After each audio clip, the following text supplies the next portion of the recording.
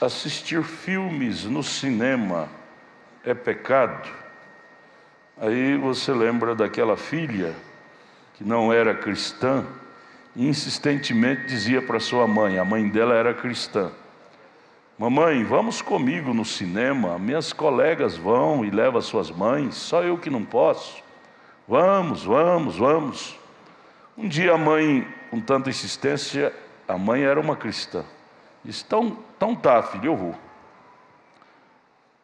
Orou, pegou a Bíblia e foi. A filha já disse: mãe, mas não precisa de Bíblia. Filha, onde não posso levar a Bíblia, eu não posso ir. Então vai. Chegou lá, cinema superlotado de gente. A mãe chegou, a primeira coisa que ela fez foi ajoelhar numa cadeira. Senhor, me consagra que eu não pego nenhum espírito errado aqui, em nome de Jesus. Quando ela orou, a filha: mãe, a senhora me mata de vergonha, mãe. Aqui não é lugar de orar, não. Ela disse: não pode, filha, então eu vou embora. Onde eu não posso falar com meu Deus, não me cabe, eu vou embora. E foi embora, deixou a filha dar. A filha nunca mais chamou ela. Então, a pergunta, eu respondo a sua pergunta te fazendo outra pergunta: você pode levar Jesus lá? Jesus vai ter liberdade em estar lá no cinema, assistindo aquele filme, sabe, com aquelas mulheres seminuas? Às vezes você não vai no cinema, mas assiste em casa na televisão. É um cinema em casa. Pode. É a mesma coisa do cinema. Lá é o cinema de casa, na televisão. Jesus tem liberdade de assistir filmes com você diante de uma televisão? Não é? Essas novelas cheias de beijinho, beijinho, tudo falso, esses amor de novela. Eu não creio que Jesus tem liberdade de assentar numa poltrona e assistir esses filmes pornográficos, novelas sensuais, essas coisas que não tem na televisão. Não tem coisa pura, muito, de 1 milhão às vezes acontece uma coisa. Não é bom você ficar sem a companhia de Jesus, é muito perigoso. Um pouquinho que Eva ficou, o diabo, através da serpente, a pegou. Se pega espírito na televisão, no rádio. O irmão Brana disse: eu peguei um espírito ouvindo um pregador, até pregador no rádio. Você tem que ter anticorpos para poder assistir. E eu pergunto: será que tem? Será que tem? Deus ajude, Deus tenha misericórdia, amém? Pastor Adalto, vou fazer esta pergunta para ajudar uma pessoa minha. Por falta de saúde, esta pessoa não consegue mais ajoelhar para lavar os pés no dia da Santa Ceia. E por isto esta pessoa acha que não pode mais participar da Santa Ceia, por não ter condições físicas para lavar os pés. Pastor, por favor, ajude esta pessoa.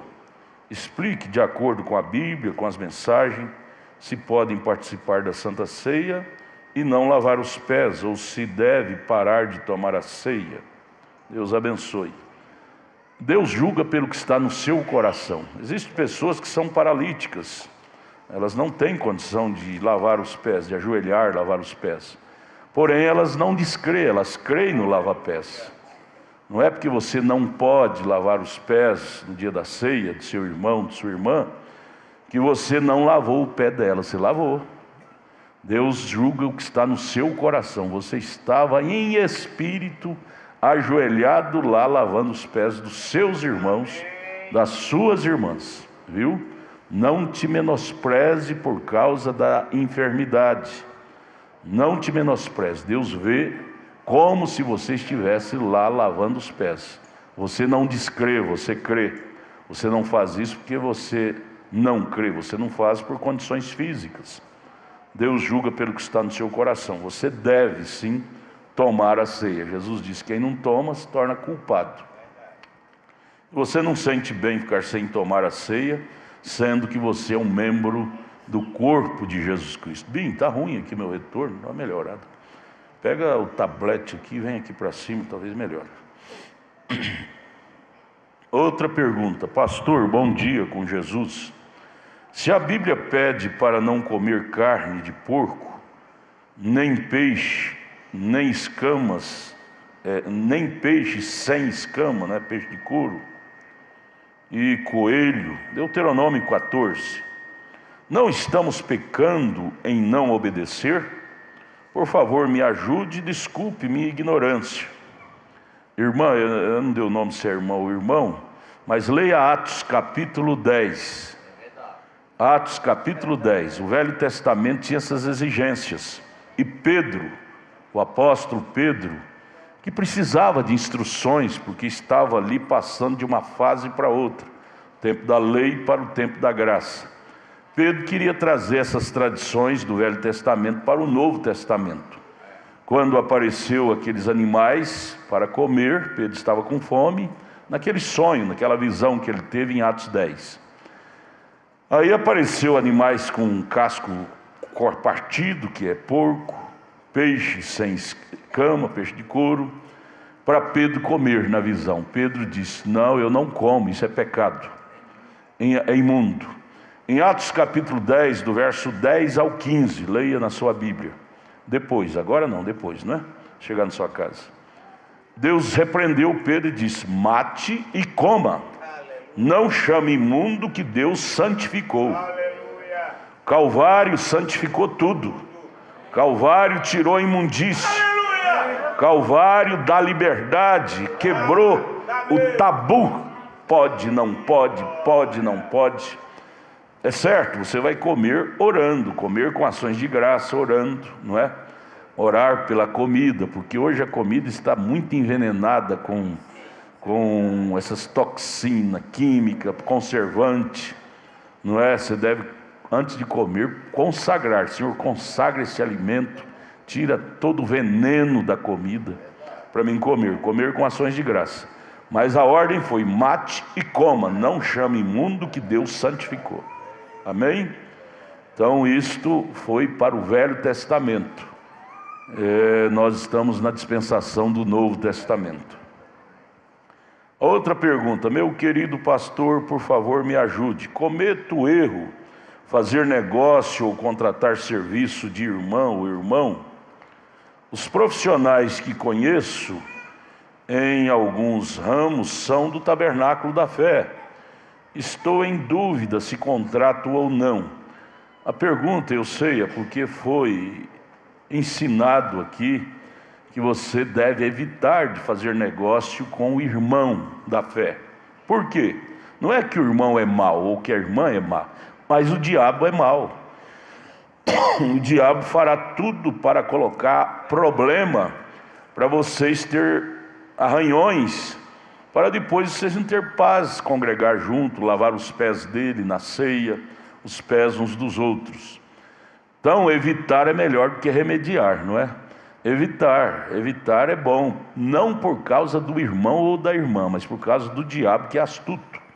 Ele lança problema no tempo que você estiver negociando, ele entra nessas brechas, para depois colocar raiz de amargura, desgosto, desânimo, e até não chama nem de irmão, começa a chamar pelo nome, é o João, nem dobra a língua para dizer o irmão João, tem que dobrar a língua, é irmão, não é? É irmã. Mas a falta de cuidado nos joga, às vezes, nestas condições. Ter cuidado. Irmã, não é por causa da irmã, não é por causa do irmão, é por causa do diabo, que pode entrar no nosso meio e trazer problema. Até visitas. Houve um tempo que era bom visitar os irmãos, visitar a irmã, comer junto, comer churrasco junto, mas com os acontecimentos de anos, temos chegado à conclusão que até essas visitas lambancentas não são boas. Não são boas. Vai na sua casa, vê seu quarto, sua casa, e descobre sua nudez. Nudez quer dizer sua fraqueza, seus pontos fracos. E aí o diabo que é terrível, coça a língua, coça até que vai contar para o outro, para outra, o que viu na sua casa. Não é bom essas lambanças de irmão com irmão nas casas. Estamos falando de medicina preventiva. A maior medicina que deveria existir era a preventiva. É melhor a medicina preventiva do que depois ter que tomar o remédio depois que já está doente, não é? E isto, espiritualmente falando, é medicina preventiva. Evite fazer negócio com irmãos. Evite de muita visitinha na casa de irmãos, não é bom. Logo descobre a fraqueza uns dos outros e perde até o respeito. Meu Deus, eu pensava que o irmão era crente. Veja o que eu vi lá. Ora, você viu coisa errada lá na sua casa? Não tem não. Sua casa não tem não. É igual o macaco que enrola o rabo e sai falando dos outros. Ah, o macaco é rabudo. E o dele? Esquece de ver o dele, não é? Então, enquanto estivermos nessa dimensão, Romanos 7 estará no nosso encalce. Um de uma forma, outro de outra. O Romanos 7, o bem que quero fazer não faço, o mal que não quero está comigo. Você vai ter isso te acompanhando enquanto você estiver nessa dimensão de humano. Falhas, rodeado de fraquezas, disse Paulo em Hebreus 5. Então é bom que fique mais longe, para quê? Para conservar a amizade, para conservar a mente virgem. Não tem coisa mais linda, mais edificante do que ter mente virgem sobre o irmão, sobre a irmã. Ter mente virgem é pensar bem, fazer um quadro bonito daquele irmão. Ou aquele irmão, ele é bem mais crente do que eu. Olha, irmão Chaveiro, irmão Cacheiro. Cacheiro é bem mais crente que eu, a santidade dele, né?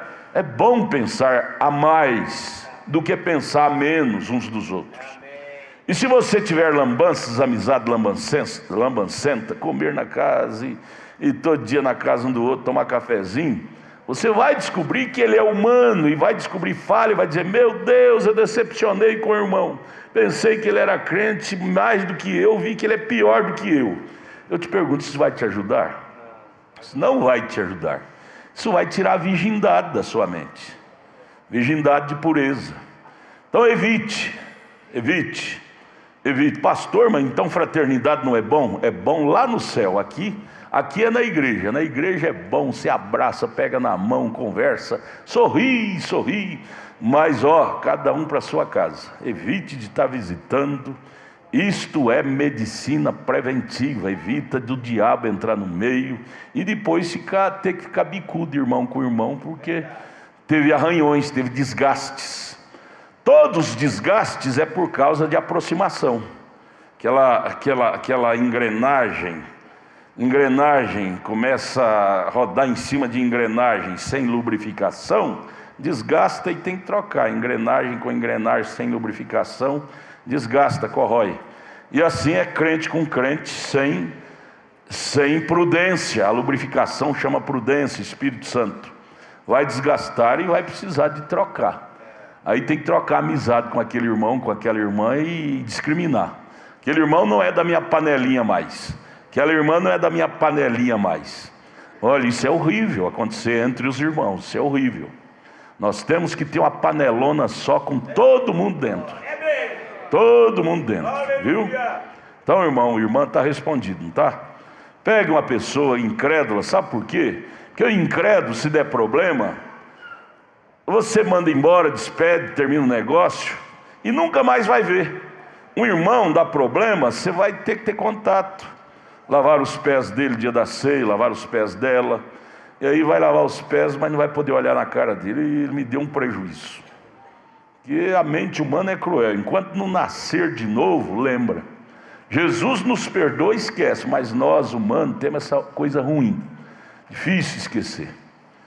Então, é preferível fazer negócio com incrédulo, vai trabalhar no seu trabalho, na sua empresa, contrata pessoas que não são crentes.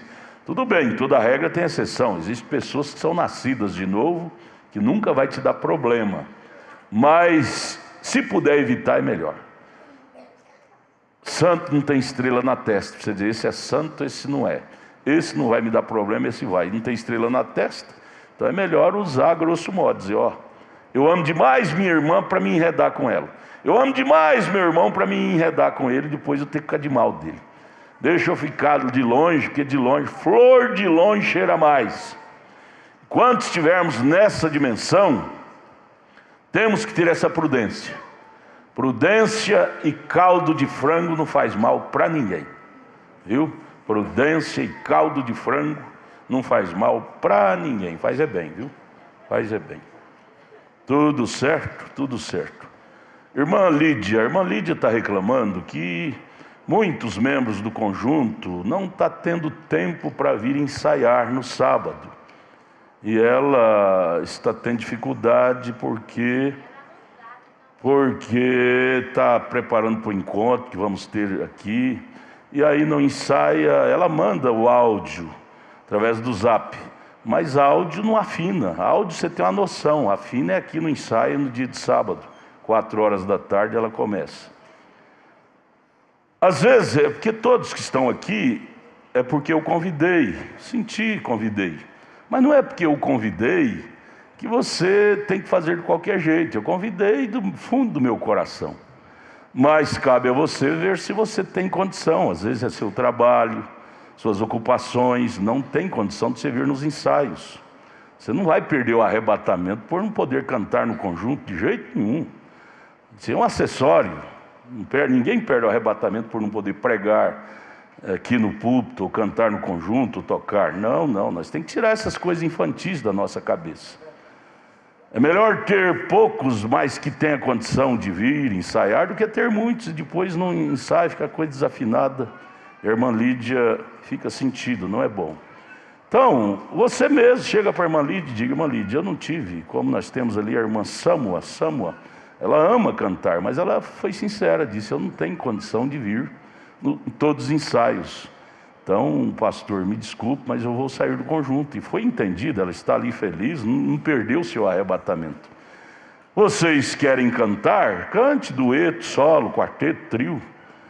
Aqui no domingo à noite, ensaia depois da escola. Você não vai deixar de cantar porque não está no conjunto, não vai deixar, não é? E assim, tocadores, técnicos de som, vocês não são obrigados. Deus vê, Deus respeita a condição de cada um. Deus respeita, desde que você esteja no Espírito. Não é que você senta lá que vai deixar de ser crente. Não, você continua amando. O cantor está cantando, o conjunto está cantando, e você está cantando com eles aqui. Com eles aqui. É o Espírito Santo. Não é que você senta lá que você deixou de participar do conjunto.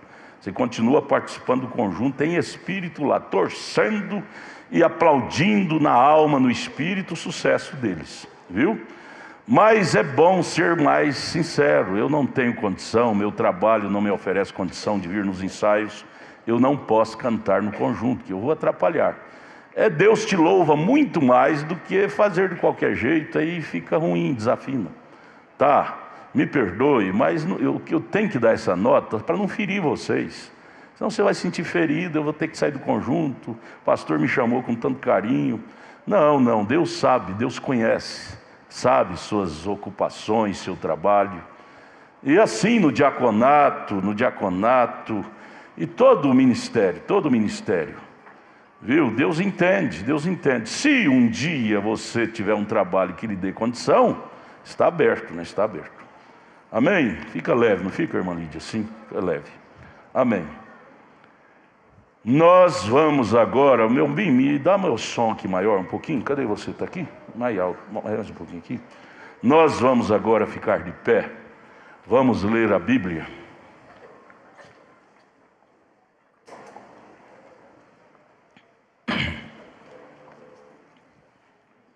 Vamos ler a Bíblia. Esdras, capítulo 4, versículo 23 e 24.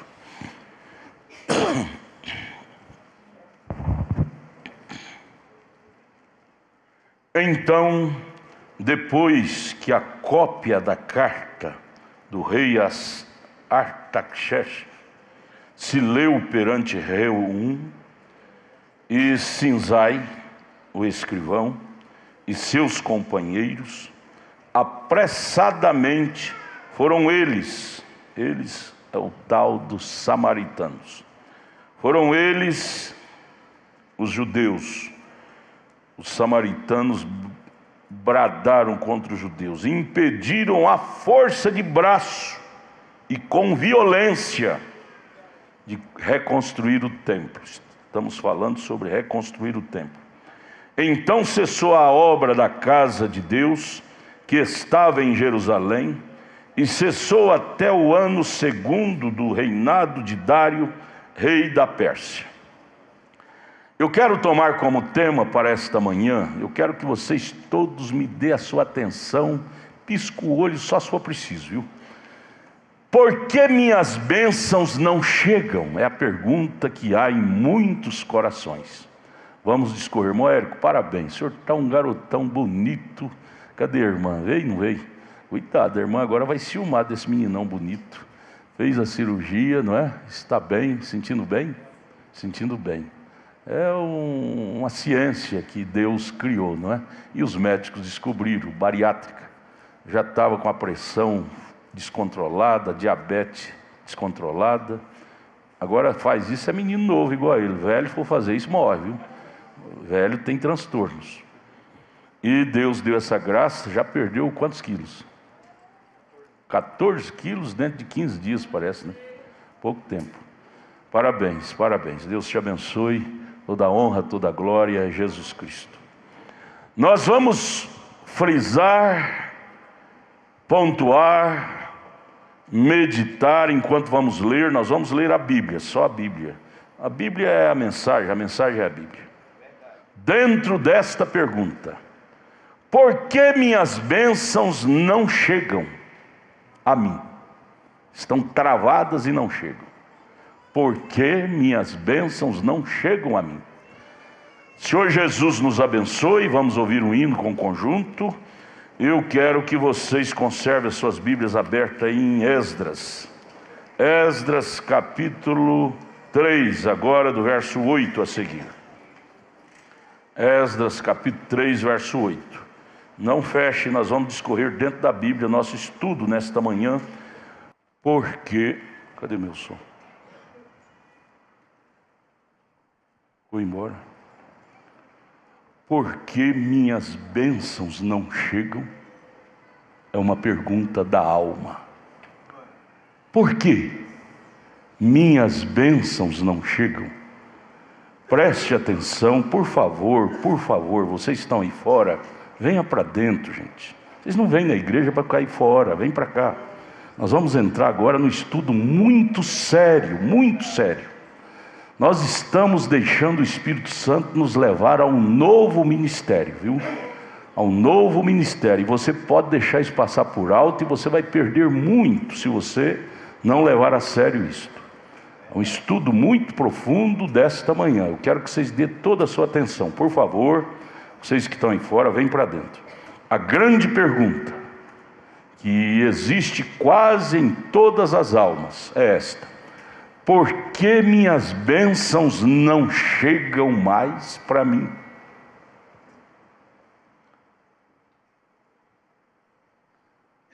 Vamos discorrer dentro da história dos judeus.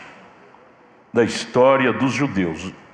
Eles são tipos nossos. Lá foi material, físico, e nós somos judeus espirituais. Lá foi a igreja física. Aqui é a igreja espiritual. No ano 605, eu quero que vocês prestem bem atenção nessas datas, isso tem muito sentido. No ano 605 a.C., eles, os judeus, foram levados para a Babilônia por volta do ano 605 a.C. Jeremias profetizou isto, Jeremias 25, verso 11 e 12, Jeremias 29, verso 10, e outras escrituras, como Daniel, capítulo 9, falou de 70 semanas. Passaram ali 70 anos, 70 anos, sob cativeiro do rei babilônico, Nabucodonosor. Babilônia invadiu Jerusalém, invadiu a Judéia. e levou cativo. Todos os judeus foram levados cativos para a Babilônia. E então a Judéia passou a ser governada pelo Império Babilônico. No ano 586, já sob o governo babilônico, 586 a.C., os babilônicos derrubam o templo de Salomão, porque eles sabiam do grande segredo que era o templo, era a presença de Deus, era tudo, era a força do povo de Israel, estava no templo. E uma vez derrubada, Israel perderia a força, mesmo Israel não estando mais ali governando. Mas o diabo, figurado em Babilônia, sabe qual é o segredo da força da igreja. E uma vez ele desativando esse segredo, ele vence a igreja.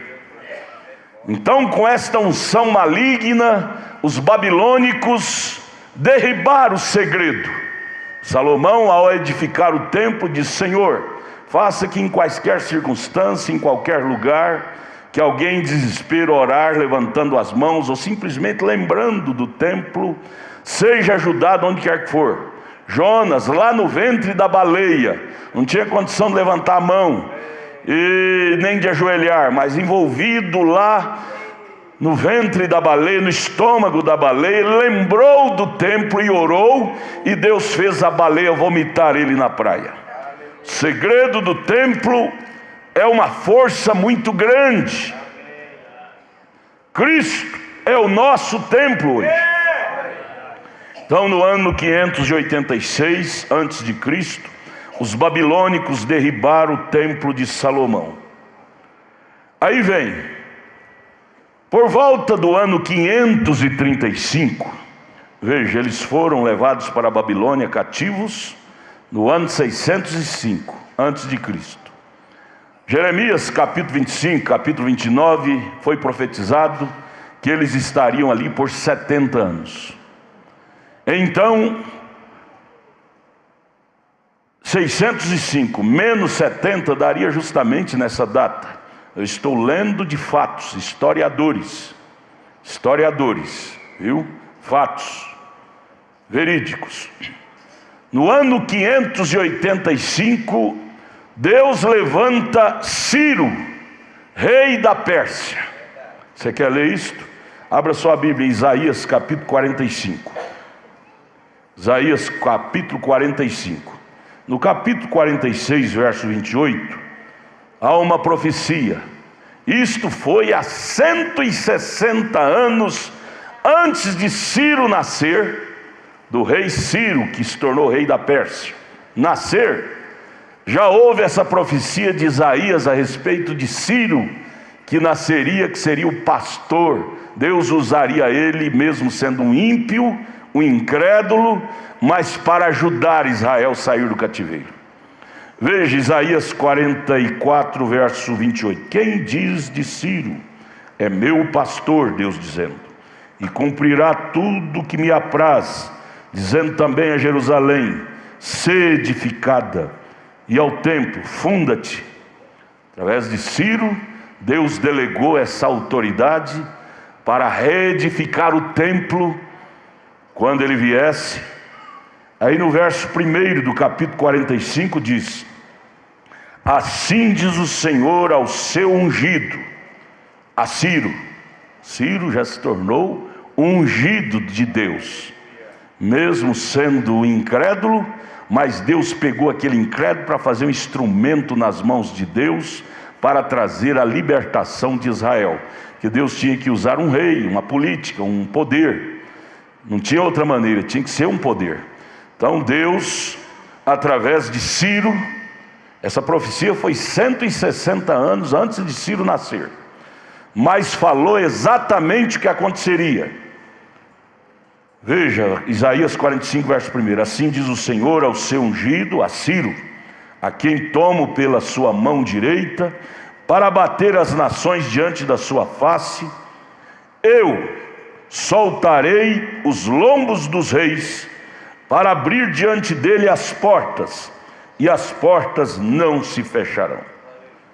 Deus usaria Ciro para libertar Israel do cativeiro babilônico.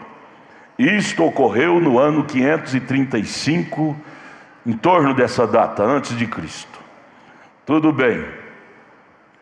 E agora, sob o governo de Ciro, porque Babilônica foi o império cabeça de ouro que Nabucodonosor sonhou e Daniel traduziu. Está escrito lá em Daniel capítulo 5, capítulo 6. Cabeça de ouro, império babilônico, governando o mundo todo, inclusive a Judéia. Mas veio peito de bronze, que era os persas, encabeçado, peito de prata, não é? Encabeçado pelo imperador, o rei Ciro, rei da Pérsia. E ele derrubou a cabeça de ouro que era o império babilônico, profetizado por Deus. Para quê? Agora, sob o governo de Ciro, rei da Pérsia, que tinha derrubado o reino babilônico, ele libera, Deus pôs no coração do rei da Pérsia, o rei Ciro, liberar os judeus a voltarem para Jerusalém e inclusive para reconstruir o templo do Senhor que Babilônia havia derribado. Ciro sabia que os hebreus estavam muito tristes, ao ponto de nem cantar hinos, dependurou seus instrumentos lá em Babilônia, nem tocava hinos do Senhor em Babilônia, principalmente após descobrir que o templo, a casa de Deus, tinha sido derribada. Eles estavam angustiados, e Ciro foi sensibilizado por esta angústia dos judeus, e logo que ele retomou o governo, tomou da mão dos babilônicos, a primeira ação do rei Ciro foi liberar os hebreus para voltar à sua pátria. Só da primeira vez, rei Ciro liberou 50.000 hebreus, com cavalos, carros, animais e tanta gente, para voltar para a sua pátria, que agora estava invadida pelos babilônicos, pelo povo da Síria, inclusive um grupinho ali que veio da Síria chamado samaritanos, que era descendente da Síria, e estava lá gente que se tornou gente da terra hebreia. Na ausência dos verdadeiros hebreus, o inimigo entrou para possuir a terra dos hebreus. Mas Deus, que não deixa a coisa errada permanecer para sempre, usou um incrédulo, um rei Ciro, para virar o quadro, para cumprir a promessa que ele tinha dado a Abraão 430 anos atrás, que a sua semente lhe daria a terra. E permaneceria, não só daria para perder. Deus não te dá o Espírito Santo para perder, não. Deus não te dá a vida eterna para perder. Deus prometeu a Abraão que daria a Palestina para Israel, mas não era para a Babilônia tomar de novo e ficar para sempre nas mãos dela. Promessa de Deus é promessa de Deus. Rebente onde rebentar, quebre onde quebrar, mas a promessa de Deus prevalecerá. Ele usará até um ímpio, mas aquilo vai ser reafirmado, o pacto de Deus. Então veja bem, e aí vem eles para reconstruir o templo, que o rei Ciro, que derrubou o reino babilônico, foi que liberou o governador Zorobabel. O rei Ciro liberou o governador Zorobabel a sair do cativeiro com mais 50.000 judeus, junto com o sacerdote Josué. Em uma tradição fala Josua, outra Josué. Josué não era aquele do tempo de Moisés, é um sacerdote agora. O governador Zorobabel e o sacerdote Josué, com seus companheiros, volta com mais 50.000 hebreus para Jerusalém, para a Judéia, para reconstruir o templo onde Deus habitava e amava. Então eles voltam. Vamos agora voltar a Esdras capítulo 3, verso 8. Abra sua Bíblia comigo e vamos ler, porque quando você lê, você capta mais. Esdras, capítulo 3, verso 8 a seguir. São postos os alicerces do templo, e no ano da sua vinda à casa de Deus, vinda dos hebreus, em Jerusalém, no segundo mês, começaram Zorobabel, filho de Saltiel, e Jesua é Josué, viu? Filho de Zosadaque, e os outros seus irmãos, os sacerdotes e os levitas, e todos que vieram do cativeiro a Jerusalém, constituíram levitas da idade de 20 anos daí para cima, para que aviassem a obra da casa do Senhor. Porque primeiro lugar para um cristão é construir o templo. Você lembra de 1 Coríntios 6? Paulo nos adverte: vós sois o templo de Deus. Aleluia. Primeira coisa, quando o cristão é desterrado da sua pátria, nossa pátria é a palavra, nossa pátria é Cristo. Cristo é a nossa pátria. Para os judeus era lá a Palestina, para nós é a palavra. Para os judeus, primeira coisa foi reconstruir o que os inimigos derribaram, reconstruir o que era precioso para Deus e para eles, que era o templo. Para nós, os crentes, quando perdemos batalha e Deus nos dá uma nova chance, a primeira coisa é reconstruir o templo de Deus que somos nós. Vocês estão dispostos a assumir esse novo ministério de reconstruir o templo de Deus?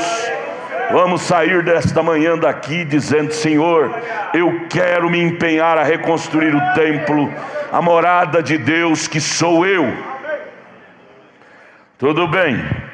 E aí então vieram, verso 10. Quando, pois, os edificadores lançaram os alicerces do templo do Senhor, Zorobabel, o sacerdote Josué, 50 mil junto com eles, então apresentaram-se os sacerdotes, já paramentados e com trombetas, e os levitas, filhos de Asaf, com saltério, para louvar ao Senhor, conforme a instrução de Davi, rei de Israel. Alegria, porque estava reconstruindo o que o inimigo tinha derribado. Então, com saltério, com flauta, com instrumento, com cântico, trabalhavam na reconstrução do templo com alegria. Verso 11. E cantavam às revezes, e louvando e celebrando ao Senhor, porque é bom, porque a sua benignidade dura para sempre sobre Israel. E todo o povo jubilou com grande júbilo, quando louvou ao Senhor pela fundação da casa do Senhor. Bombim, me dê na minha caixa um retorno maior. Porém, muitos dos sacerdotes e levitas e chefe dos pais, já velhos, que viram a primeira casa sobre o seu fundamento, vendo perante seus olhos esta casa, aqueles antigos que lembraram do tempo que Salomão construiu o primeiro templo, e agora vendo que Babilônia derrubou, e agora vendo Zorobabel com o sacerdote reconstruindo o templo, aqueles anciãos, vendo perante seus olhos esta casa, choraram em altas vozes. Ô irmão, é motivo de chorar, de alegria, quando você vê um irmão reconstruir o templo, reconstruir sua vida espiritual. É motivo de choro ao ver a igreja reconstruindo sua vida para Cristo. Chorar em altas vozes, mas muitos levantaram as vozes com júbilo e com alegria. Havia choro e júbilo, de maneira que não discernia o povo as vozes de alegria das vozes de choro do povo, porque o povo jubilava com tão grande júbilo que as vozes se ouvia de muito longe. Você não pode ter vergonha de louvar, de dar glória a Deus. As vozes deles ouvia de longe. Júbilo. júbilo dos hebreus ao ver o templo sendo reconstruído se ouvia de longe. Mas vamos entrar no capítulo 4. O texto do capítulo 4, o diabo manda embargadores. Você tem que saber, irmão, sogro do irmão Mauro, é bom te ver aqui. Como é que o senhor chama? Ele foi diácono, deu a vida por esse ministério. Isso é para o senhor, é para mim, é para nós, irmão Francisco. Todas as vezes que você intenta reconstruir o templo de Deus, que é você, para Cristo, prepara-te que você vai ter empecilhos. Prepara-te que você vai ter embaraço, obstáculo no seu caminho, de um jeito ou de outro, para te atrapalhar.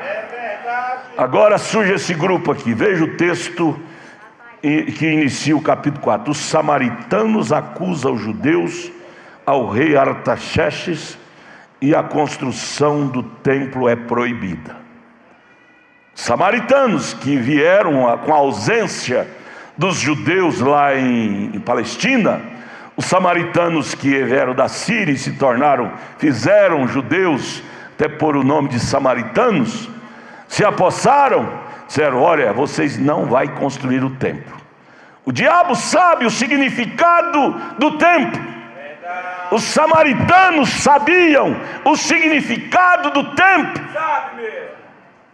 E eles se opuseram, fizeram uma carta e mandaram para o rei, porque tinha que ter decreto, para o rei baixar um decreto proibindo os judeus de reconstruir o templo.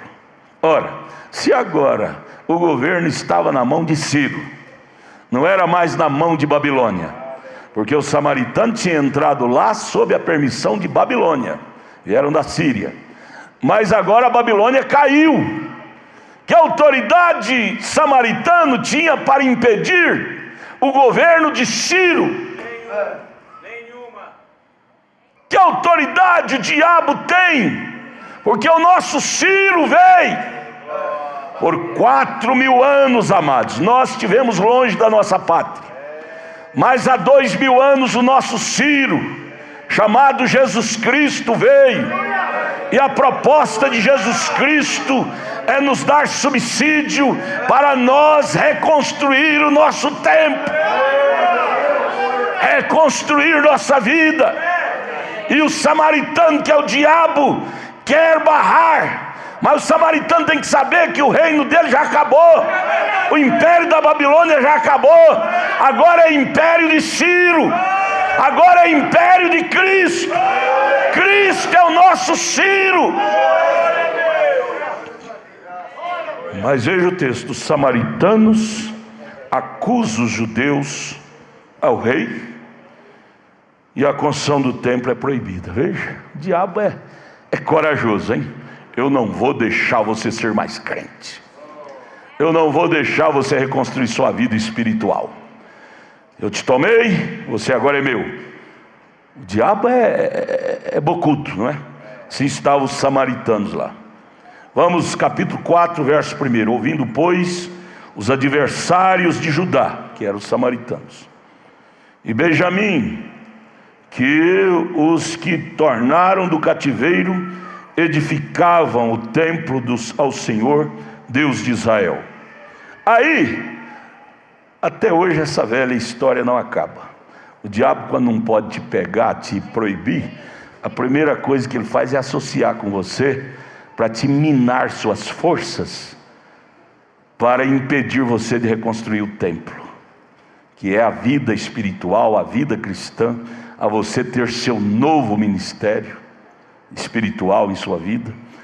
Então o que os samaritanos fizeram? Viu que a autoridade de Ciro era grande, então eles propuseram, verso 2 do capítulo 4 de Esdras: chegaram-se a Zorobabel, que era o governador, e ao chefe dos pais, e disseram-lhes: deixai-nos edificar convosco, deixa nós trabalhar convosco. Agora, quando é que esse trabalho vai ser perfeito? Trabalhando com pessoas que não têm princípios. Quando é que você vai pensar em ter um lar feliz casando com uma mulher que não é crente, casando com um marido que não é crente? Mas a proposta é: deixa, Não tem problema não, eu vou na igreja com você, eu vou adorar com você, deixa nós construir convosco. Porque como vós, buscaremos o vosso Deus, buscará de lábio, mas não de alma. Como também já lhe sacrificamos desde os dias de Esar-Hadon, rei da Síria, que nos mandou vir para aqui. Porém, veja Zorobabel. Eu fui buscar a biografia de Zorobabel. Você veja lá em Mateus 3, que Zorobabel veio da linhagem de Abraão, Jesus veio da linhagem de Zorobabel. Zorobabel, que era um crente espiritual, que era um governador espiritual, discerniu a trama dos samaritanos. Ô irmão, quando você tem o batismo do Espírito Santo de Deus em você, você discernirá a trama do diabo no seu caminho para te atrapalhar ser um cristão. Veja o verso 3: porém Zorobabel e Josué e os outros chefes dos pais de Israel lhes disseram para os samaritanos: não convém que vós e nós edificamos casa ao nosso Deus. Essa mistura não dá certo. Onde tem muito palpite, a roda da carroça sai quadrada. Vocês têm um espírito, nós temos outro. Nós não aceitamos favores de políticos, de pessoas não nascidas de novo, porque vai dar errado. Zorobabel disse: mas nós, os hebreus, a edificaremos ao Senhor Deus de Israel, como nos ordenou o rei Ciro, rei da Pérsia. Aí vem o verso 4: todavia o povo da terra, que era o samaritano, que até então tinha possado da terra de Israel e se sentia que era dono. Irmão, o diabo não é dono disso aqui não. Esse templo que sou eu, que é você, essa terra que sou eu, que é você, não é do samaritano chamado diabo não. Ele não é dono não, ele te possuiu por muitos anos. Samaritano possuiu a Palestina por muitos anos, mas chegou o momento que entrou Ciro e pôs um ponto final. O diabo te possuiu por muitos anos, mas chegou seu Ciro, Jesus Cristo é o nosso Ciro, e colocou ponto final nessa interferência. Creia! Aí vem o verso 4: todavia o povo da terra, os samaritanos, debilitava as mãos do povo de Judá e inquietava-os no edificar. Tudo que o diabo quer, menina, menino, irmãs e irmão, é debilitar suas forças, é debilitar seu ânimo, é te desencorajar. Eu não vou mais na igreja não, o irmão pisou no meu dedão no pé, a irmã falou de mim. Você não está vindo na igreja por causa do seu irmão, da sua irmã, você está vindo na igreja por causa de Cristo. Não deixe o diabo te desanimar. Isto é samaritano. Vamos ler o verso 4 de novo. Todavia o povo da terra, os samaritanos, debilitava as mãos do povo de Judá e inquietava-os no edificar. Tudo que o diabo quer é te inquietar. Você sabe por quê o diabo põe problema no seu dia a dia, na sua família, na sua casa? É para te inquietar. Gera problema. Outro dia um pastor me procurou e disse: pastor, vai explodir uma bomba nacional. Na hora eu estremeci, mas depois o Espírito Santo foi trabalhando comigo e disse: olha, é o Salmo 90, caia 1000 ao meu lado, 10.000 à minha direita, mas eu não tenho que me abalar com explosão de bomba nenhuma não. Eu não posso ser atrapalhado. Há muitos crentes atrapalhados porque deixam ser atrapalhados. É hora daquele espírito firme de Zorobabel tomar conta da igreja. Aí vem o verso 5: e alugaram contra eles os samaritanos. Veja, eles investem caro na obra. O diabo não trabalha de qualquer jeito, irmão. Às vezes nós, como cristãos, aqui trabalhamos de qualquer jeito. O diabo investe alto. Veja o verso 5: e alugaram contra os hebreus conselheiros para frustrarem o seu plano todos os dias de Ciro, rei da Pérsia, até ao reinado de Dário, rei da Pérsia. Aí vem o verso 6: e sob o reinado de Assuero, no princípio do seu reinado, escreveram uma acusação contra os habitantes de Judá e de Jerusalém. Lavraram uma carta contra Israel e mandou ao rei Assuero, Artaxerxes, para proibir Israel de reconstruir o templo, dizendo: eles não têm condição, eles é culpado nisso, errou naquilo outro, não tem condição. Essa cartinha o diabo está divulgando até hoje contra você, irmão. O diabo está divulgando até hoje contra você. Aquele crente não tem condição, aquela crente não tem condição. Mas vamos aqui agora para o versículo que lemos na abertura, capítulo 4, verso 23 ao 24. Você veja bem, amados, que o diabo não brinca. Você não pode ganhar de você através de seus argumentos. Ele parte para o braço. Isto tem que ficar vacinado na igreja. Veja, vamos ler o que lemos na abertura da mensagem. Esdras 4, agora 23 e 24. Então, depois que a cópia da carta do rei Artaxerxes se leu perante Reum e Sinzai, o escrivão, e os seus companheiros, apressadamente foram eles a Jerusalém aos judeus. O rei deles autorizaram eles, o rei do Samaritano, autorizaram eles impedir, por preto ou por branco, que os judeus reconstruíssem o templo.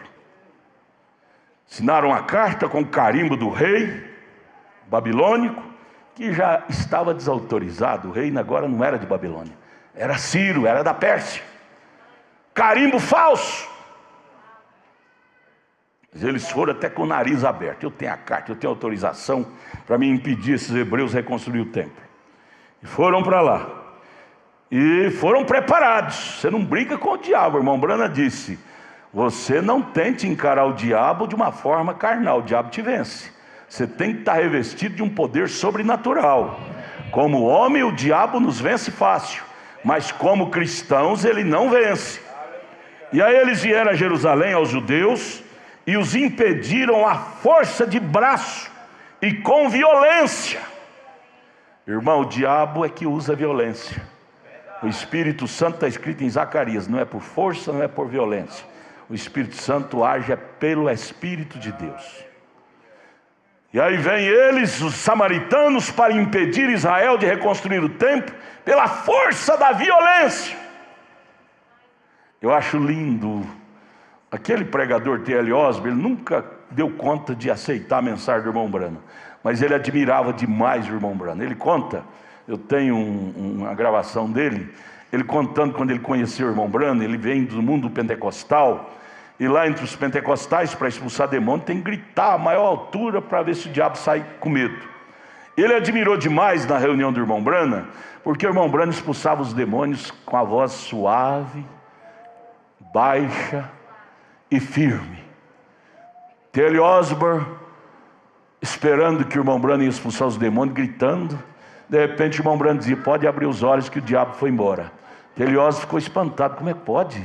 Eu estou ouvindo um mundo pentecostal que expulsa demônio gritando, esse homem fala suavemente e o diabo o respeita. Esse homem tem uma coisa singular com ele, porque isso é tradição dos samaritanos. Vencer no braço, vencer com violência. Mas a tradição de Jesus Cristo, chega aquele demoniado gadareno que tinha 6.000 demônios sobre ele. Jesus nem palavra proferiu, só deu uma olhada para aquele endemoniado, já o desmontou totalmente, e aqueles demônios começaram a esconjurar, a dizer: Jesus, filho do Deus Altíssimo. Jesus, filho do Deus Altíssimo. Anás, Caifás dizia que ele era Belzebu, mas o endemoniado reconheceu que ele era Deus. Irmão, não queira ganhar no grito, não. Não importa o que as pessoas nos julguem, o importante é o que Deus nos julgue.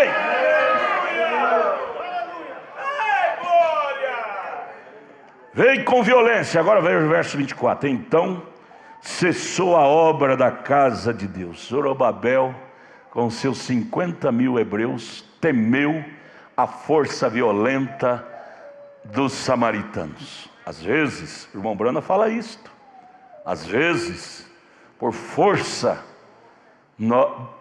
demoníaca, nós como humanos estremecemos. Você lembra de Elias? Estremeceu diante de Jezabel, teve que subir lá para o lado do rio Querite, por não sei quanto tempo que ele ficou isolado com medo de Jezabel. Sim, o próprio Senhor Jesus em São João capítulo 11, o povo queria lhe matar de todo jeito, ele teve que sumir dali da casa de Lázaro, ficar 4 dias isolado, como humano. E Zorobabel como humano fugiu, parou a obra, que à frente do samaritano foi muito terrível. Irmão, ser cristão não é falar em língua, não é profetizar, isso tudo são dons carismáticos que é dado de graça sem arrependimento. Ser cristão significa autoridade sem briga. Aleluia. Parou, cessou até o ano 2º do reinado de Dário, rei da Pérsia. Cessou a obra, cessou o trabalho. Começaram a colocar só os alicerces do templo, mas teve que parar. Porque o samaritano, que era o povo que possuía a terra, forçou, até usou de violência e fez com que eles estremecessem, o governador Zorobabel, sacerdote Josué e os seus demais. Agora abra sua Bíblia no livro de Ageu. Abra sua Bíblia agora no livro de Ageu. Ageu fica depois de Sofonias e antes de Zacarias. Ageu fica depois de Sofonias e antes de Zacarias. Abra sua Bíblia correndo aí, vamos seguir juntos. Ageu, enquanto se abre a Bíblia, eu vou só comentar alguma coisa aqui, para nós começar a ler o livro de Ageu. Não leia antes de eu ler não, deixa eu só comentar. Ciro, rei da Pérsia, havia permitido que 50.000 judeus exilados voltassem a Jerusalém sob a liderança do governador Zorobabel. Estou lendo a história. E do sumo sacerdote Josué. Durante o 2º ano do seu retorno, o ano 536, 535, foram lançados os alicerces do templo. 50.000 judeus, junto com o governador Zorobabel, sacerdote Josué, voltaram, venceu os 70 anos, que Jeremias tinha profetizado que eles estariam sob o governo de Babilônia. Agora voltaram e começaram a estabelecer os alicerces do templo que Babilônia derrubou no ano 586.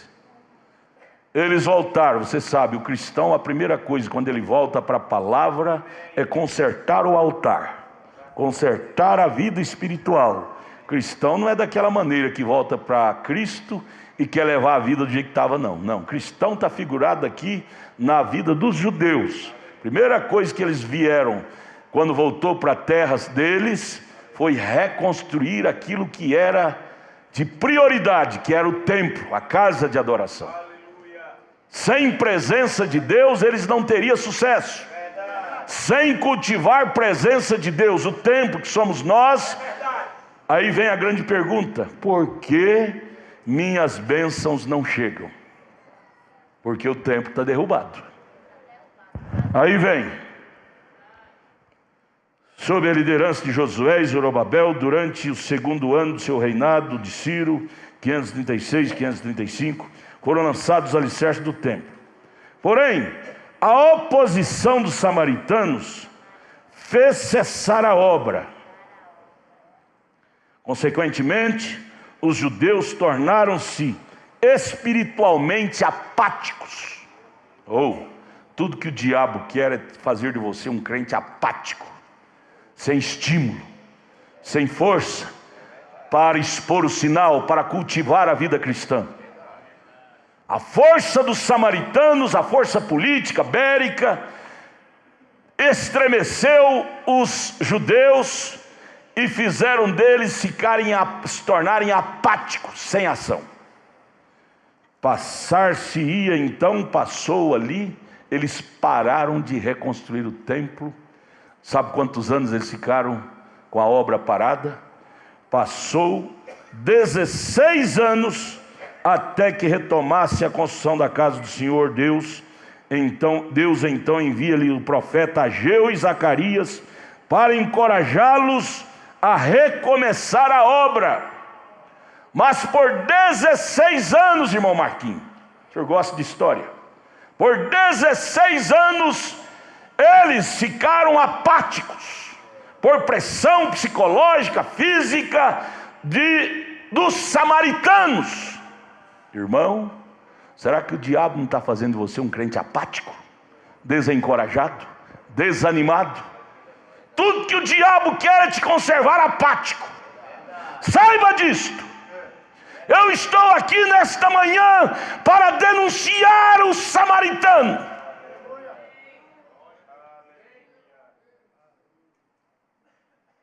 Por 16 anos, eles paralisaram a obra da reconstrução do templo. Colocou os alicerces, mas parou.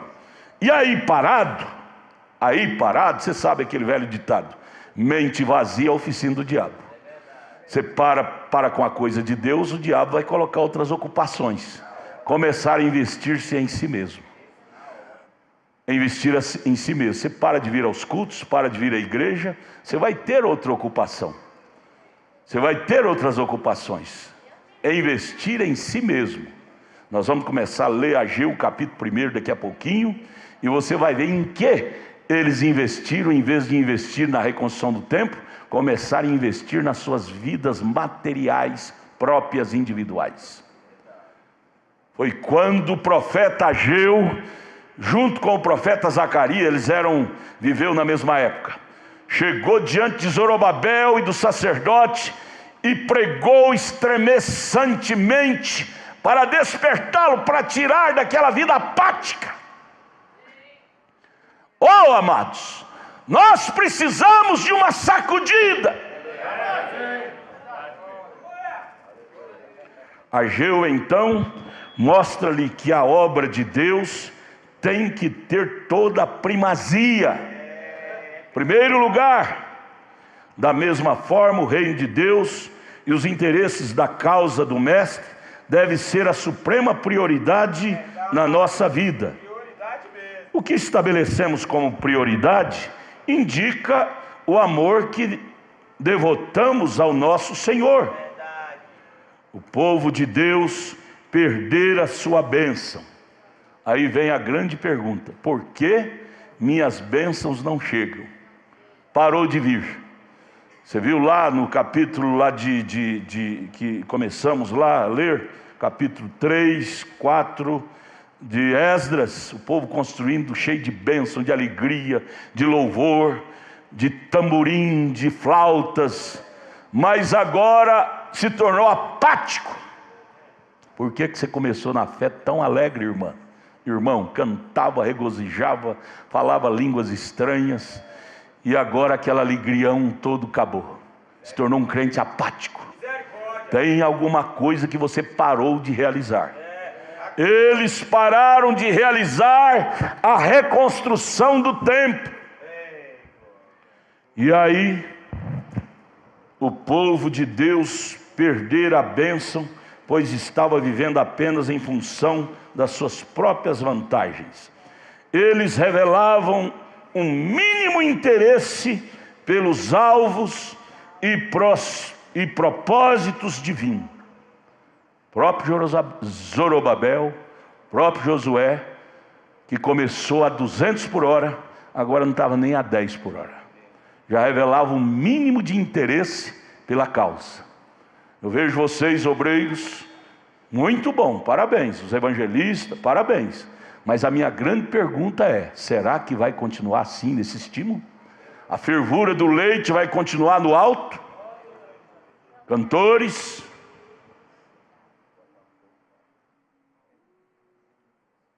de igual modo, poderemos esperar um declínio das bênçãos e da ajuda de Deus em nossa vida, se não estivermos vitalmente interessados pela sua obra, tanto no lar quanto na vida prática. Vamos agora começar a ler Ageu capítulo 1. Por favor, você que não trouxe Bíblia, leia na Bíblia do seu vizinho. Leia na Bíblia da sua vizinha. Eu quero que nós saiamos daqui nesta manhã com o coração ardendo de vontade, voltar a reconstruir o templo de Deus, que somos nós. É um novo ministério está proposto para nós. Ageu capítulo 1. No ano 2º do rei Dário, no 6º mês, no 1º dia do mês, veio a palavra do Senhor pelo ministério do profeta Ageu a Zorobabel, filho de Saltiel, príncipe de Judá, e a Josué, filho de Josadaque, o sumo sacerdote, dizendo: eles que tinham sido enviados para a Palestina para reedificar o templo, tinha sido enviado pelo rei Ciro. E aí eles tinham chegado ali, verso 2: assim fala o Senhor dos Exércitos. Ageu, o profeta, e Zacarias, o profeta. Toma a palavra e fala a eles. Assim fala o Senhor dos Exércitos, dizendo: este povo diz: não veio ainda o tempo em que a casa do Senhor deve ser edificada. Quem é esse povo que estava falando para eles? Os samaritanos. Porque não é hora ainda de vocês edificar o templo, reedificar. Não é tempo. Quem é o diabo para dizer para você que não é tempo de você ser crente? Quem é o diabo para dizer para nós que não é tempo de nós ter os dons espirituais em nossas vidas? Olha, se Deus mandou, se o nosso Ciro mandou, mas eles deixaram ser desanimados por os samaritanos. Para com isso, não é tempo ainda de reconstruir a casa de Deus. Moça, você está nova ainda, vai dar umas festadas aí. Quando você ficar velha, você vira crente. Rapaz, você está novo ainda, não pensa nisso não. Quando você ficar velho, você vira crente. Não é tempo. Não é tempo? Será que nós temos tempo para perder tempo? Jesus ainda vai demorar tanto assim? Olha, cuidado com o tempo. Cuidado em perder tempo. Veja, esse é o profeta Ageu, juntamente com o profeta Zacarias, com o dedão de profeta na cara de Zorobabel, daqueles 50.000 hebreus, alertando, chamando a atenção deles.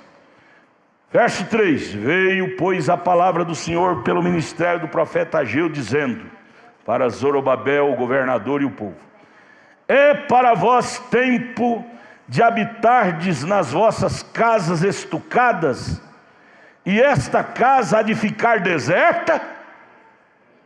Não é tempo para reconstruir a casa de Deus, mas é tempo para edificar suas casas estucadas, cheias de mármore, cheias de obras decoradas, e a casa de Deus ficar deserta. Obreiros, diáconos, evangelistas, isso é para nós. Isso é para nós. O templo de Deus pode ficar desertado. As nossas casas, a nossa vida particular tem que estar linda, linda, brilhante. Mulheres, donas de casa, passa dia e noite dando brilho no piso da casa, mas na casa espiritual está fedendo mofo, suja. Não tem tempo para ler a Bíblia, não tem tempo para orar, não tem tempo para jejuar, mas tem tempo para as outras porcariadas da vida da carne.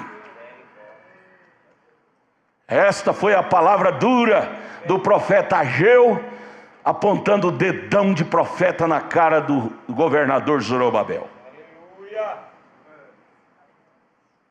Verso 4: para vós, é para vós tempo de habitar nas vossas casas estucadas. Estucada, revestida de pedras preciosas, coisas caríssimas. É tempo, não é? Mas essa casa, a casa de Deus, o templo, não é tempo para reedificá-lo, não é? Para viver uma vida pomposa, cheia de aparatos carnais, é tempo. E a casa de Deus, a vida espiritual, nós somos a casa de Deus. Tem que ficar abandonada? Verso 5: ora, pois, assim diz o Senhor dos Exércitos: aplicai o vosso coração aos vossos caminhos. Em outras palavras, esse não é o caminho, Zorobabel, de estar estucando suas casas em primeiro lugar. Tudo bem morar em casa estucada de ouro puro, mas desde que o templo esteja construído. Não é pecado se morar numa casa de ouro, mas desde que a casa de Deus seja reconstruída em sua vida. Primazia, primeiro lugar, prioridade é Cristo. Aí ele puxa a orelha deles, dos Israel, por 16 anos, porque você sabe, começa de não faz mal, de não tem problema, quando você vê, você está lá no fundo do poço, e aí esquece de Deus, esquece da vida cristã, o espírito materialista te pega. O irmão Brano, profeta de Deus para esta era, ele denuncia 2 espíritos cruéis para esta era: o espírito de aquisição e sedução. Aquisitar.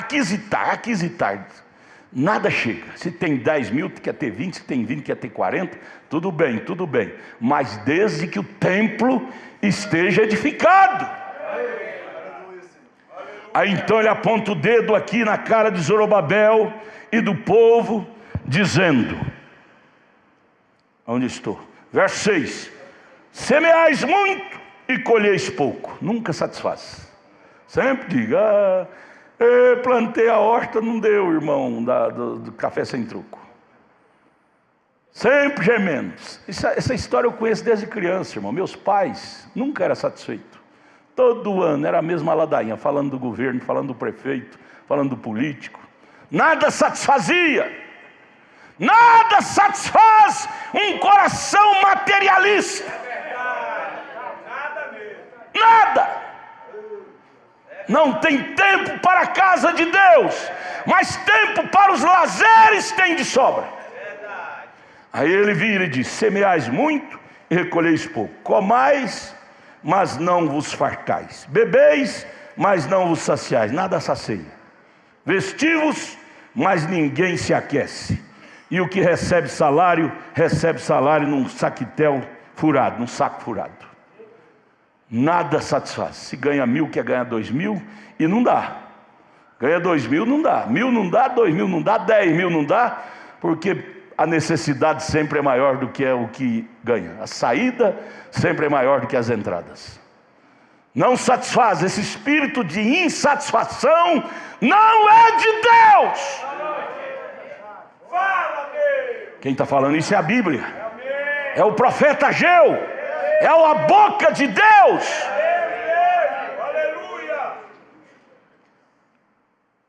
Verso 7: assim diz o Senhor dos Exércitos: aplicai o vosso coração aos vossos caminhos. Verso 8: subi ao monte. Vamos subir ao monte, gente? Porque a velha pergunta: por que minhas bênçãos não chegam mais? Porque nós não subimos ao monte.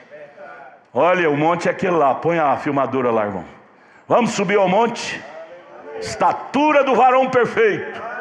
O diabo não dá conta, ele tem sebo nos pés. Ele não dá conta de subir ao monte.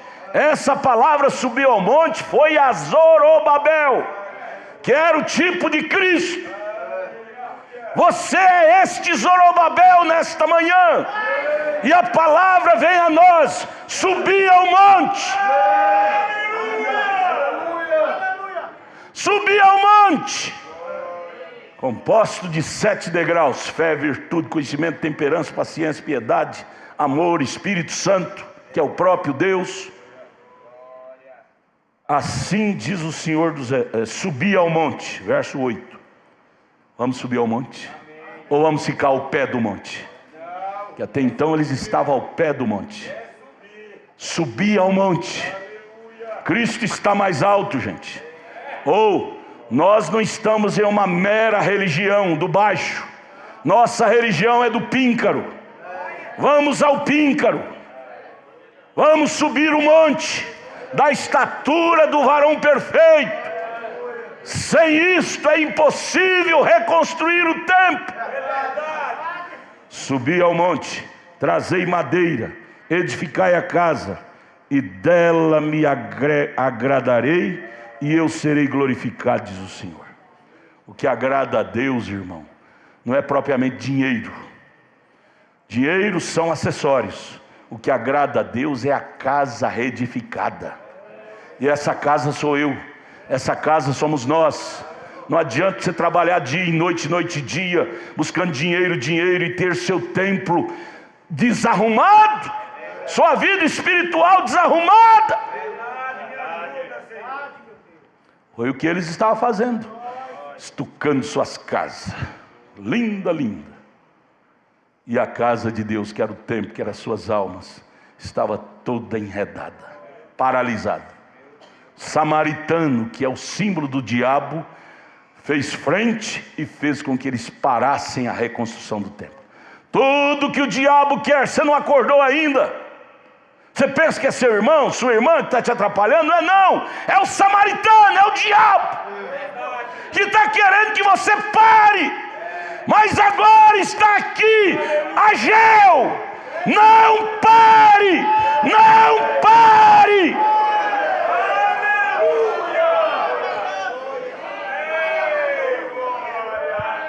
Subi ao monte. Você quer ver sua derrota? Fique no baixo.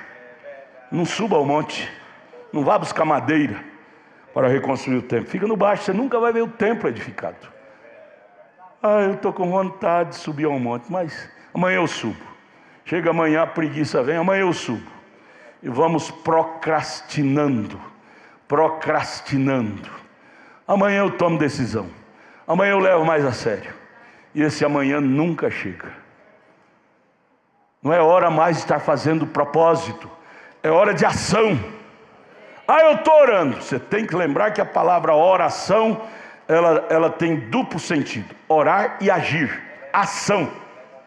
Não é só orar e ficar de braço cruzado. Oh Deus, me ajude. E você mesmo não faz nada. Não sobe ao monte. Há muitos crentes que oram dia e noite, jejum dia e noite, mas não faz nada. Não age. Verso 8, subi o monte. Passe por cima de montanha. O diabo é especialista em criar montanha para atrapalhar seu caminho. Suba, transponha. Surgiu um monte, pula aquele. Surgiu outro, salte aquele de novo. Surgiu outro, salte aquele. Vamos!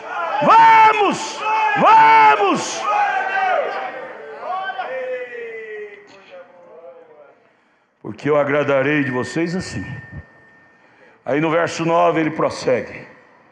Olhaste para muito, mas eis que alcançaste pouco. Viu aquela vida, como é que chama? Avareza. O avarento nunca sacia. Sempre quer possuir tudo, mas nunca se sacia. A Bíblia diz que os avarentos não entrarão no reino do Senhor. Olhaste para muito, mas eis que alcançaste pouco. E esse pouco, quando trouxeste para casa, eu lhes assoprei. Por quê? Diz o Senhor dos Exércitos. Por causa da minha casa que está deserta, e cada um de vós corre à sua própria casa. Deus sopra. Aí você diz, por que eu trabalho dia e noite e não tem nada na vida? Porque Deus soprou. Aí vem a pergunta, por que minha bênção não chega mais? Porque Deus soprou. Deus não deixa você prosperar fora do plano de Deus, que é construir sua vida espiritual primeiro. Não adianta nós, como filhos de Deus, querer bênção fora de uma vida santificada. Não teremos êxito.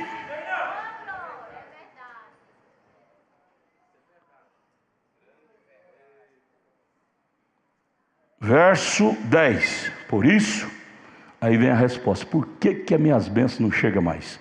Está aqui a resposta no verso 10. Por isso, retém os céus e o seu orvalho, e a terra retém seus frutos.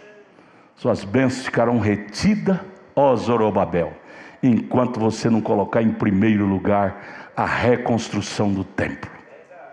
da casa de Deus, que é você. Irmão, você é esse Zorobabel, eu sou esse Zorobabel, nós somos este Zorobabel. E às vezes estamos paralisados por 16, outros até mais anos, com o necessário paralisado, e queremos ser abençoados. Deus retém a bênção. Por quê? Minhas bênçãos não vêm mais? Você parou de reconstruir o templo, parou de priorizar a Deus. Verso 11, o que acontece? Não abençoo, fiz vir a seca sobre a terra, sobre os montes, sobre o trigo, sobre o mosto, sobre o azeite, sobre o que a terra produz, como também sobre os homens, sobre os animais e sobre todo o trabalho das mãos. Seca.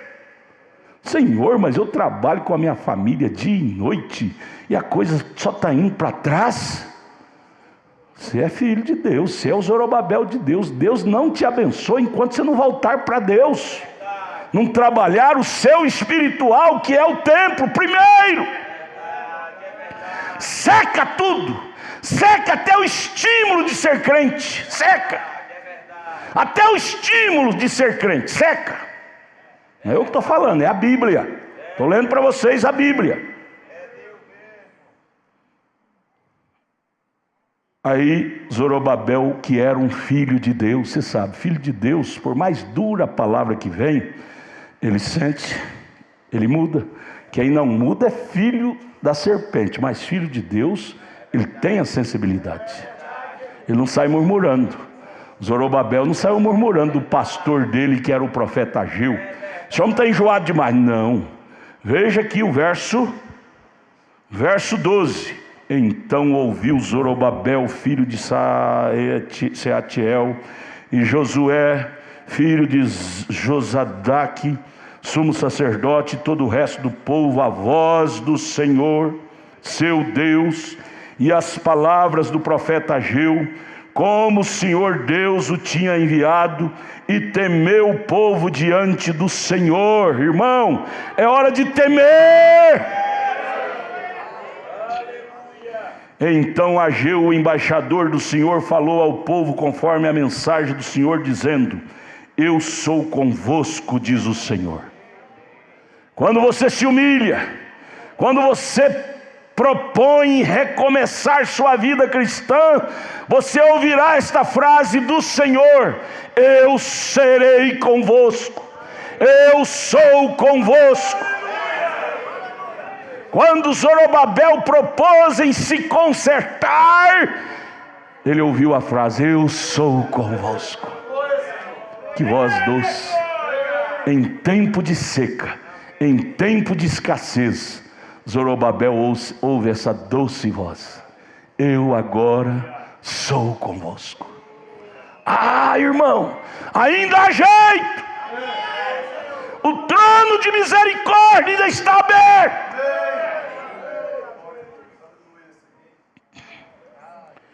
Verso 14. E o Senhor levantou o espírito de Zorobabel. Vamos deixar Deus levantar o nosso espírito nesta manhã? Até quando nós vamos ficar com o espírito baixo? Só baixaria, falando mal do João, da Manel, do Joaquim, do Pedro, do Antônio, e sem consertar nosso templo. Isso é baixaria, isso é espírito baixo, acusando a irmã, o irmão. Quem tem que ser acusado é nós. O Zorobabel somos nós. Ninguém é culpado de nossos desvarios. Veja o verso 14. E o Senhor levantou o espírito de Zorobabel. Oh Jesus, vem nessa manhã levantar nosso espírito. Levantar nosso espírito. Trazer-nos de volta aos velhos propósitos de ser crente. Irmão, irmãs, vamos ser crente comigo? Vamos ser crente comigo? Minha esposa, cadê ela? Está aqui? Vamos ser crente comigo? Meus filhos, meus netos, vamos ser crente comigo? Igreja, vamos ser crente comigo? Vamos entrar no nosso novo ministério nesta manhã. Amém, igreja? Conjunto, vamos ser crente comigo, tocadores, cantores. Você vai ver presença de Deus. O Senhor levantou o espírito de Zorobabel. Até quando vamos admitir esse espírito baixo em nós? Só falando da vida alheia, levando nossas culpas a outros. Nós aprendemos domingo passado que Davi foi honesto. Quando ele errou, ele não disse foi Betseba que me fez errar. Ele disse foi eu, é o meu pecado. Nós queremos passar a culpa. Eu sou assim porque a irmã fulano, o irmão fulano é culpado. Não é não. Quando não quer, dois não briga. A culpa é minha. Pequei, disse Davi, e o meu pecado está diante de mim. O profeta Natan disse: Davi, o homem que fez isso tem que fazer com ele. Davi não hesitou, ele disse: esse homem tem que morrer. Sabia que era ele, mas ele decretou: tem que morrer. Esse velho homem tem que morrer. Esse velho Zorobabel tem que morrer. Até quando vamos estar advogando em causa própria? Se fosse o outro, você estava condenando, mandando matar. Mas quando é você, você não quer que mate? Não, gente, tem que começar de nós. Vamos deixar de hipocrisia, de estar condenando um ou outro, quando o errado somos nós. Amém, meus irmãos? Estou lendo a Bíblia. E o Senhor, verso 14, levantou o espírito. Ô irmão, o que nós precisamos é que Deus levante o nosso espírito. Segredos que triunfam é recomeçar tudo de novo. Terminar o culto, vem no altar com lágrimas, dizendo: Senhor, levante meu espírito. Eu quero reconstruir o altar. Eu quero parar de trabalhar em prol de mim. Eu quero trabalhar em prol do templo, em prol da causa. Primeiro Deus, depois eu. Primeiro templo, depois minha casa estucada. Depois meu ego. Casa estucada fala de muita coisa. Fala de egoísmo, de ranzismo, de humanitismo. Trabalhamos em prol disso e deixamos o templo do Senhor de lado. O Senhor levantou o espírito de Zorobabel, filho de Sealtiel, príncipe de Judá, e o espírito de Josué, filho de Josadaque, sumo sacerdote, e o espírito do resto de todo o povo, 50.000 homens. E vieram e trabalharam na casa do Senhor dos Exércitos, seu Deus. E o 24º dia, no 6º mês, no 2º ano do rei Dário, capítulo 2, a glória do Senhor, a glória do 2º templo. No 7º mês, ao 21º do mês, veio a palavra do Senhor pelo ministério do profeta Ageu, dizendo: fala agora a Zorobabel, filho de Sealtiel, príncipe de Judá, e a Josué, filho de Josadaque, sumo sacerdote, e o resto do povo, dizendo: quem há entre vós que, tendo ficado, viu esta casa na sua primeira glória, quando Salomão construiu? Tinha alguns antigos ali que viu. E como a vedes agora, a beleza da segunda casa foi muito maior. Oh, amados, você vai ver isso na sua vida. Quando você dispor a voltar a ser crente, você vai dizer: minha vida quando eu aceitei o evangelho era maravilhosa, mas hoje é muito mais maravilhosa. O templo que Salomão edificou era maravilhoso, mas esse novo templo é muito mais.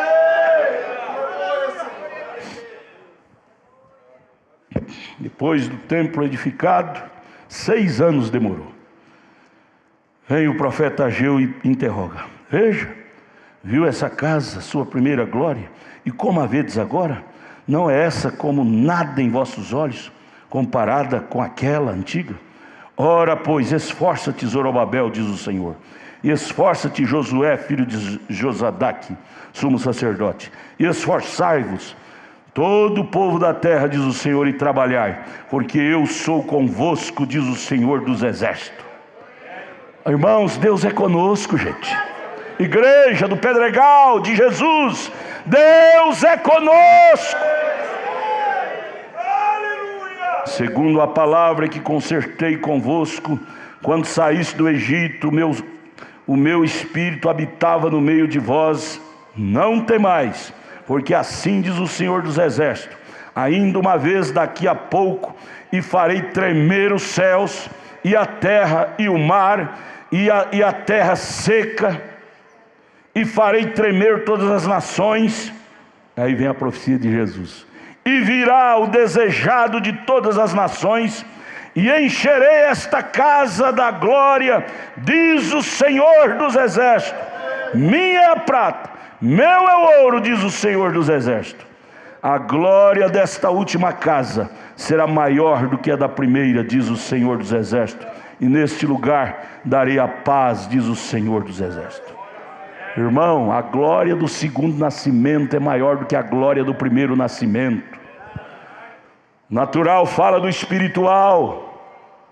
A glória da segunda casa, do segundo templo, irmão Marquinhos. Sabe por que foi maior, irmão Marquinhos? No templo primeiro que Salomão edificou, foi glorioso, mas não foi tanto. Sabe por quê? No segundo templo a glória foi maior, porque o Senhor do templo, que é Emanuel, Ele ministrou no segundo templo. 400 anos depois Ele veio e entrou pela porta daquele templo e ministrou dentro daquele templo.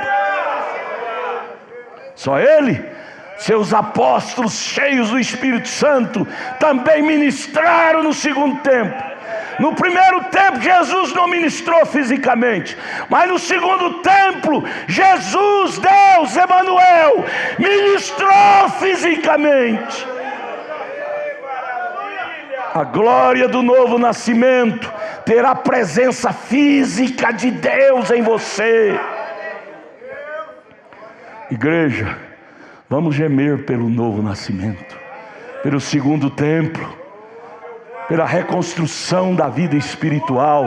Você terá Emanuel ministrando na sua vida. Você terá a igreja primitiva novamente em sua vida. A sombra deles curava enfermos. A glória do segundo templo foi maior.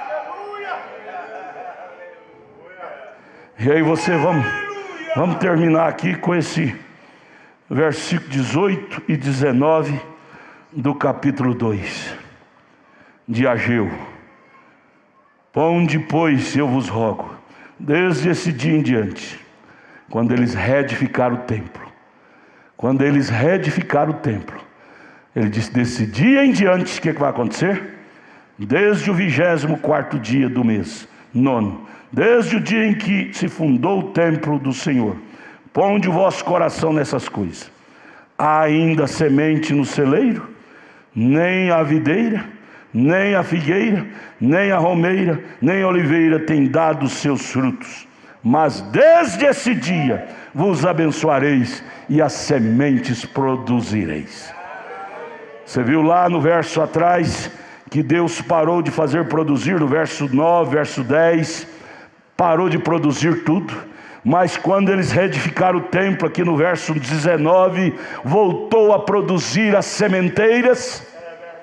Você se torna uma vida estéril espiritualmente, mas quando você resolve a nascer de novo, a voltar a ser crente, você vai ver Josué capítulo 1 na sua vida: onde pisar a planta do seu pé, prosperarão. As sementes que não produziam voltarão a produzir. Sua vida material que estava indo ruim é pior. Eu vi uma frase essa semana, alguém escreveu: tudo que planta colhe. Eu plantei um carnê, colhi um pé de carnê. Carnê de prestação disso, daquilo, um pé, uma árvore. Isso é para quem paralisou a construção do templo. Crente espiritual não faz carnê de prestação sem necessidade. Não faz dívida, porque sabe que isso é um laço. Ele tem é que emprestar, não a pedir emprestado. Isso é Deuteronômio 28. a sementeira voltará a produzir. Por quê? Porque a glória do segundo templo é maior do que a glória do primeiro templo. A glória do nascido de novo é maior do que a glória do não nascido de novo. Em Cristo Jesus, igreja, nós temos tudo para ter sucesso. Porém, fora de Cristo, só vai haver miséria. Você vai trabalhar igual um louco, dia e noite, você e sua família, e a coisa vai vazar como um saco furado. Volte a ser cristão, volte a ser dizimista, volte a ser crente, volte a vir aos cultos. Eu estou gritando. Quarta-feira nós estamos tendo o estudo dos selos. São cultos sobrenaturais. E a igreja vazia. Volte, gente, volte. Vamos voltar ao princípio. Oh, Zorobabel! Vamos terminar. Então fique aí. Por que minhas bênçãos não chegam? Porque você parou a construção do templo. Você deu ouvido aos samaritanos. E você ficou 16 anos sem construir o templo. Zorobabel ficou 16 anos. Você faz quantos anos que você parou de ser crente? Pode me dizer? Quantos anos você parou de ser espiritual, passou a ser carnal? Trabalha dia e noite, mas não tem nada na vida, só devendo, só dívida. Será que não é o Zorobabel de novo? Você não deixou de ser filho. Zorobabel não deixou de ser eleito, mas ele ficou paralisado, apático. Há muitos crentes apáticos espiritualmente, não tem sucesso. E aí começa a culpar um, culpar outro. Culpado é você, que deu ouvido aos samaritanos. Edinho, você me ama? Eu também te amo. Vamos recomeçar a construção do templo, Edinho, de coração? Ou vamos estar empurrando? Amanhã eu vou. É hora, gente. Amanhã pode ser tarde demais. Amanhã não nos pertence. Nossa hora é hoje. Zorobabel, volte, Zorobabel.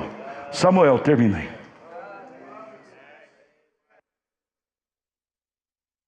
Amém. Vamos ficar de pé. Você quer dar glória a Deus? Dê graças a Deus. Diga obrigado, Jesus, por esses ensinamentos, por esta palavra em que nós ouvimos nesta manhã, aonde nós queremos, Pai, reconstruir este templo que somos nós, Pai. Oh Deus, nós precisamos disto, Pai. Nós precisamos desses conselhos, Pai. Nós precisamos colocar nossa vida diante deste altar, porque nós sabemos, Pai, que não teremos prosperidade, Senhor, fora deste lugar. Ó Deus, esta casa não pode estar deserta, mas nós pedimos ao Senhor, Pai, a presença do Senhor neste templo, que sou eu, Pai. Ó Deus, ele não pode ficar deserto, Pai. Nós precisamos da Tua presença, Senhor. Precisamos de uma reconstrução, ó Deus. Nesta manhã, Jesus, o Senhor tem falado conosco, Pai. O Espírito Santo tem falado aos nossos corações. Há uma necessidade, Pai. Há uma necessidade, Senhor, em nossas almas. É por isso que o Senhor tem falado, Pai. Tem que haver uma reconstrução. O Samuel tem que reconstruir, Pai. Dá-nos, ó Deus, mais o Teu Espírito Santo, para nós colocarmos as nossas vidas, Pai, diante da Tua palavra, Senhor. Te agradecemos, ó Deus, por esta escola, pelo nosso pastor, por esta palavra, Senhor. Continue conosco no decorrer deste dia, Senhor, nas reuniões que virão a seguir, Pai. É no nome do Senhor Jesus Cristo que nós te pedimos e te agradecemos. Amém, Jesus. Amém.